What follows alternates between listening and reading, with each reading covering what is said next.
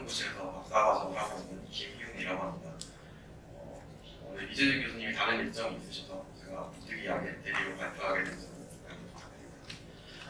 그래서 오늘 저는 이제 딥러닝 모델 학습을 위해서 이제 이종 클러스터 시스템에서 통신 경로를 어떻게 탐색하는가에 관한 기술에 대해서 설명을 드리겠습니다. 목차는 앞 발표자들과 같이 생략을 하고요.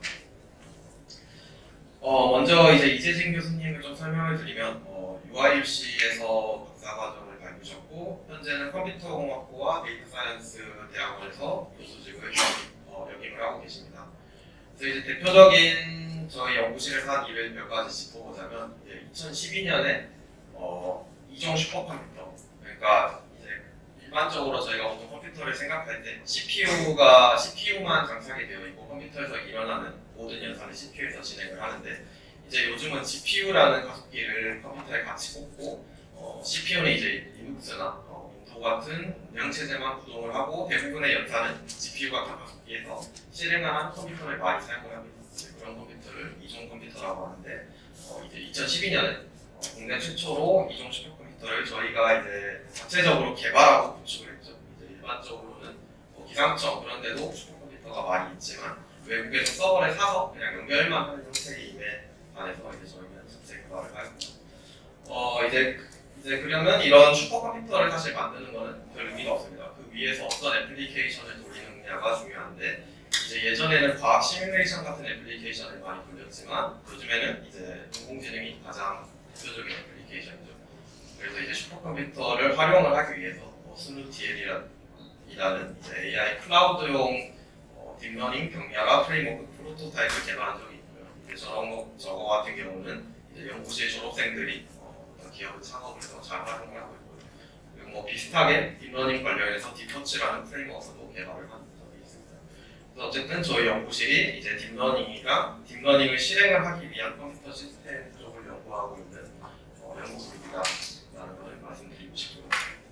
이제 저희가 오늘 소개해드릴 기술 같은 경우는 이제 기술 이름 특허는 이종 클러스터 시스템에서 집합 통신의 경로를 탐색하는 방법 및 장치라는 이름을 가지고 있고 국내 출원돼 있고 PCT 출원을 진행을 하고 있습니다.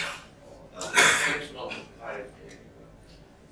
그래서 이제 앞에 말씀드렸다시피 이제 요즘 AI 모델이 계속 용량이 커지고 있으니까 이런 큰 모델을 학습하기 위해서는 이제 컴퓨터를 한 개만 사용하는 게 아니라 여러 개를 묶은 클러스터라는 걸 사용해야 됩니다. 근데 이제 보통 한 컴퓨터에 물리적으로 GPU를 4개나 8개 정도 장착을 할 수 있고요. 근데 이제 이 컴퓨터들을 네트워크로 묶어가지고 하나의 시스템처럼 사용을 하는 거죠. 요즘 뭐 제일 대표적인 예시 GPT 같은 경우 거기에 사용되는 모델을 학습할 때 이제 GPU를 10,000개 이상 사용한다고 알려져 있는데 그러면 이제 8개 정도 GPU가 꽂혀 있는 시스템을 1000개 이상 연결을 해서 학습을 시킨 거죠. 그럼 이렇게 GPU를 한 개를 사용해서 학습을 할 때는 별 문제가 없는데 여러 개를 사용해서 학습을 할 때는 각자 서로 다른 계산을 하기 때문에 그 계산 결과를 계속 공유를 해야 됩니다. 서로 각자 계산을 한 걸 덧셈을 하거나 아니면 어디에가 모아서 저장을 하거나 그래서 그럼 이제 당연히 GPU 간에 통신을 해야 되는데 이 통신이 GPU가 계산하는 속도보다 느리게 되면 그 통신하는 데이터가 오기 전까지는 다음 계산을 진행을 하지 못하겠죠. 그러면 당연히 GPU가 쉬게 되고 이제 비싼 돈 주고 GPU를 샀는데 그 GPU를 낭비하게 되는 상황이 발생하게 됩니다. 그래서 이런 상황에서 이제 저희 발명 같은 경우는 기존보다 어떻게 해야 통신을 좀 더 빠르게 할 수 있는가에 대한 발명입니다. 그래서 이제 이 현재 시장 상황을 좀 보시면 이제 엔비디아 GPU를 만든 대표적인 회사가 엔비디아가 AMD죠. 인텔도 좀 만들려고 했지만 아직 포기한 상태로 알고 있습니다. 이제 각 GPU 제조사에서 자기들이 GPU가 탑재된 시스템을 같이 판매를 합니다. 예를 들면 엔비디아에서는 오른쪽 그린 것 같이 DGX라는 시스템을 판매를 하고요. 뭐 AMD에서는 MI라는 시스템을 판매를 하고 있는데 그 시스템에 맞추어서 자기들이 이제 통신 라이브러리도 함께 개발을 해서 배포를 하고 있어요. 그래서 이제 내가 엔비디아 DGX 시스템을 샀다 하면 엔비디아에 포함된 NCCL이라는 라이브러리를 사용하시면 되고 AMD 시스템을 샀다면 AMD에 들어있는 ICCL이라는 라이브러리를 사용을 하시면 되는데 이제 저런 시스템을 사셨을 때는 별 문제가 없는데 이제 예를 들어 저희가 저런 GPU 제조사에서 판매하는 시스템을 사용하지 않는 경우가 있어요. 예를 들면 저희가 이제 어떤 1000만 원짜리 GPU가 있다고 생각을 해보시면 그럼 그 GPU가 4개 들어있는 시스템은 한 4천만 원 정도 되겠다라고 보통 예상하시죠. 근데 이제 GPU 제조사 같은 경우는 프리미엄을 많이 붙여가지고 4천만 원이 아닌 2억이 넘어가는 가격에 판매를 하고 있습니다. 그래서 이제 좀 영세한 스타트업이나 이제 연구실 같은 경우는 저런 시스템을 사지 않고 부품을 개별로 구매를 해서 사용하는 경우가 많습니다. 예를 들면 CPU만 장착된 컴퓨터를 구매를 하고 거기에 GPU를 따로 구매를 해서 장착을 하면 훨씬 비용 절감이 되겠죠.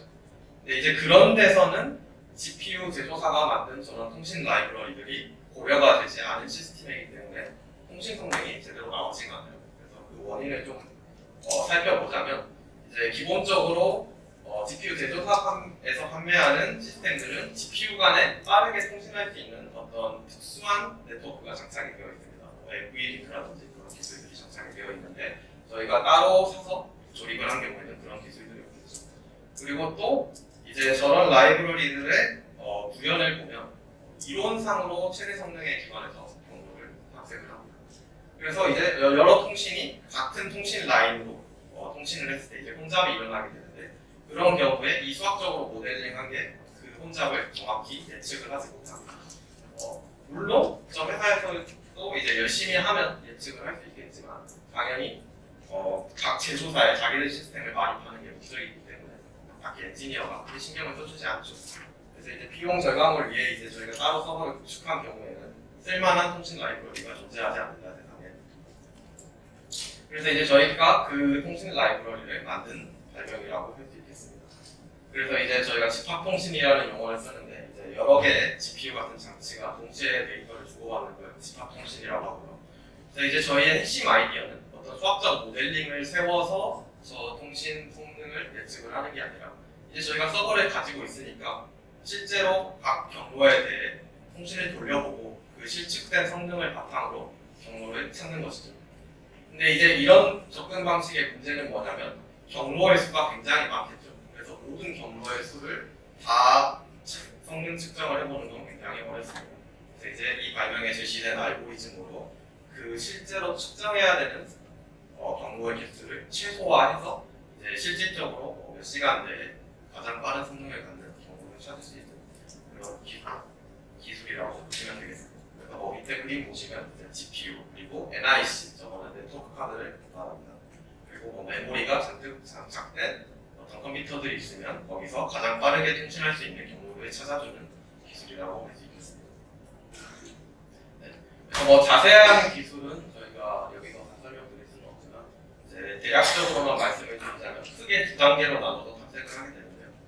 이제 첫 번째로는 이제 각 컴퓨터, 그러니까 4개나 8개 정도의 GPU가 장착된 각 컴퓨터 안에서 가장 높은 성능을 가지는 이 경로를 먼저 탐색을 하고요. 그 경로를 탐색하는 데는 이제 잘 알려진 다이크스트라 경로 탐색 알고리즘이라는 게 있는데 그거를 응용을 해서 사용을 하고 있고요.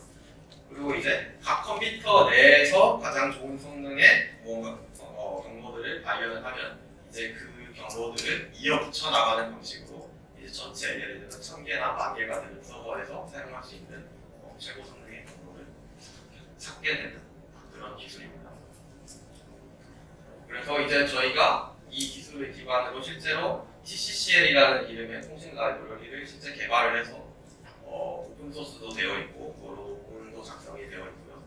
그래서 이제 기존의 뭐 엔비디아사나 마이크로소프트 같은 데서 만든 라이브러리랑 비교를 해보면 통신 성능이 2배까지 차이가 난다.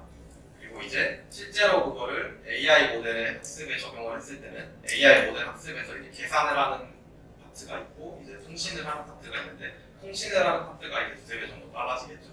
그래서 이제 전체적으로는 학습 시간이 10% 20% 정도 단축이 되게 됩니다. 네, 그래서 이제 어떤 식으로 사용할 수 있냐를 생각을 해보면 저희가 앞에 말씀드렸듯이 이제 거대 AI 모델을 학습이나 추론할 때는 당연히 GPU 기반 이종 클러스터를 쓸 수밖에 없으니까 그럼 당연히 집합 통신을 사용을 해야 되고 저희의 통신 라이브러리를 사용을 하실 수가 있습니다. 그래서 이제 또 저희 통신 라이브러리의 장점이 예를 들면 기존의 다른 이제 딥러닝 알고리즘 같은 경우는 이 딩러닝 모델 자체를 고치거나 뭐 여러 가지 수정을 해야 돼서 애플리케이션을 수정을 해야 되는 경우가 많습니다. 근데 저희 같은 경우는 이제 애플리케이션이랑 그 딥러닝을 할 수 있게 해주는 프레임워크, 뭐 요즘은 파이프치라는 프레임워크를 많이 사용을 하는데 그런 반에서의 수정 없이 밑에 돌아가고 있는 통신 라이브러리만 저희 걸로 교체를 하시면 바로 사용을 하실 수가 있습니다. 그리고 이제 꼭 딥러닝이 아니더라도 GPU가 통신이 있는 다양한 애플리케이션이 있습니다. 핵 융합로 시뮬레이션이라든지 수치에서 그런 쪽에도 적용이 가능하고, 그리고 이제 원리상으로는 뭔가 GPU에 종속되는 기술은 아니기 때문에 GPU가 아닌 가속기, 예를 들면 뭐 FPGA라든가 이제 차세대 가속기로 가까워 있는 NPU라든지 다른 하드웨어 시스템에도 충분히 응용이 가능한 기술입니다. 그리고 이제 사업화 같은 경우는 이제 저희가 만든 이 라이브러리가 오픈소스로 공개는 되어 있는데 이제 라이센스를 BSD 라이센스라는 걸 걸어가지고 허가 없이 상업적 이용은 불가능하게 되어 있습니다. 그래서 저희가 이제 이전에도 비슷한 방식으로 소프트웨어를 개발을 하고 이제 기술 이전을 한 경험이 있는데 보통 이제 특허 실시권을 부여해서 그리고 이제 발명자 중 핵심 인원이 가서 기술 지원을 해드리는 식으로 많이 기술 이전을 한 적이 있고요. 그리고 뭐 기업에서 또 다른 형태의 기술 이전을 바라신다면 협의를 통해서 가능할 것 같습니다. 활용 예시를 보자면 저희가 이제 학습을 하시는 기업에서는 학습하는 데 적용해서 직접적으로 비용 절감하실 수 있겠고요. 추론 서비스에 적용한다든지 아니면 이제 뭐 전용 어플라이언스를 만들어서 판매하시는 기업의 경우에는 그 어플라이언스 안에 같이 미리 설치를 해서 탑재해서 판매하는 방식으로 사용을 하실 수 있겠습니다. 그리고 이제 뭐 마지막으로 기존 연구나 특허를 좀 살펴보자면 사실 연구는 굉장히 많이 있습니다. 이 분야가 이 딥러닝 학습에 직접적인 성능에 영향을 미치기 때문에 많이 있는데 이제 대부분의 이 연구들이 어떤 수학적 모델링을 통해서 경로를 찾기 때문에 결국에 그 모델링을 한 사람이 오해하지 않은 시스템에서는 최고의 성능을 찾는 경로를 잘 찾지 못합니다. 저희 같은 경우는 실측 기반이기 때문에 그 서버의 구성과 관계없이 항상 최고의 성능을 가지는 경로를 잘 찾을 수 있고요. 그리고 이제 특허사무소와 산업평론가 쪽에서 선행기술 조사도 해주셨는데 사실 유사한 특허가 없습니다. 이제 밑에 특허 3개 써놓은 거는 이제 그나마 비슷한 3개를 찾은 거고 발명과 유사한 특허는 딱히 없기 때문에 이제 특허 침해나 그런 거 관련해서 크게 걱정할 필요가 없다고 생각이 듭니다. 네, 이상으로